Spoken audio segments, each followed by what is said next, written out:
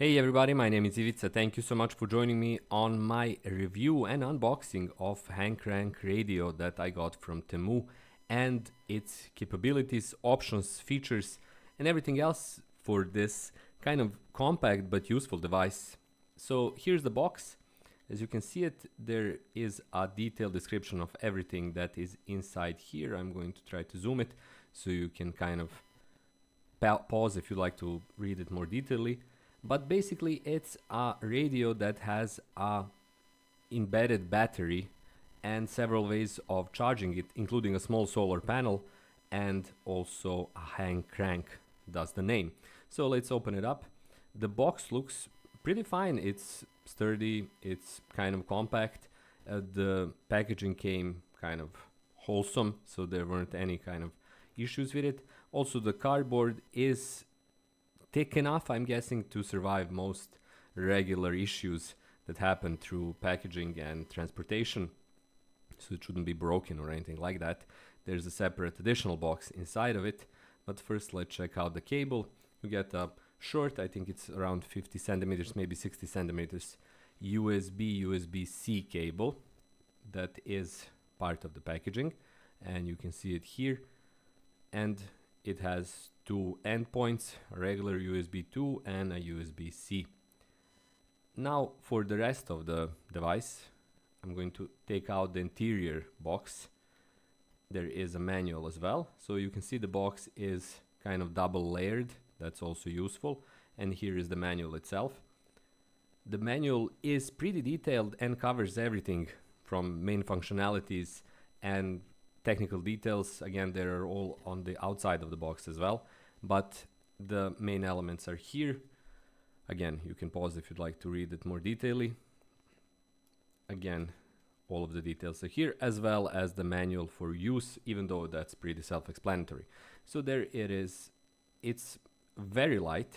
It has this kind of strand for keeping it on your wrist or on a backpack, but that's the main package.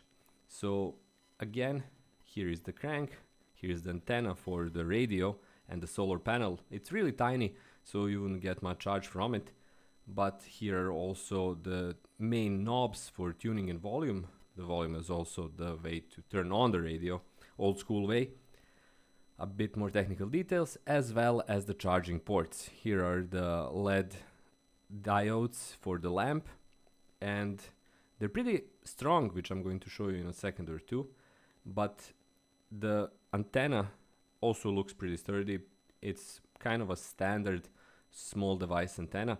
You would probably need it. I'm in a kind of major city in Central Europe, in Novi Sad, in the Republic of Serbia. So we have plenty of coverage in terms of radio signals, but other more remote locations, you'll need the antenna. And these are the ports. You can use the battery. It has an embedded battery. It's not a huge battery. It's only 2000 milliamp hours, so it wouldn't be able to charge your modern smartphone, but it would be able to get it running. And here is the flashlight. It's strong. Nothing critically strong or huge, but this is right out of the box. The device isn't charged at all. It's the charge that got here. Here are the FM, AM, and VB, WB radio stations that you can kind of change. The knobs, again, are pretty solid. They seem quality, of high quality. And here it is. The radio is now on. I'm deploying the antenna. And this is how you kind of move through different stations. The tuning light is indicating when you're hitting something. And as you can hear in the background, the sound is pretty strong, pretty solid, pretty clear. I'll give it a second or two so you can hear it.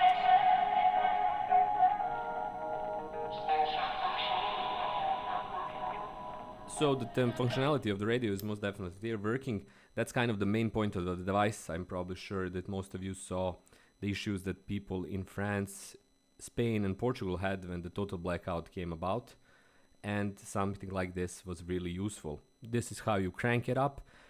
The manual says that 1 minute of crank time will provide you with 10 minutes of battery or 10 to 15 minutes of flashlight strength or activity, and 5 minutes of radio.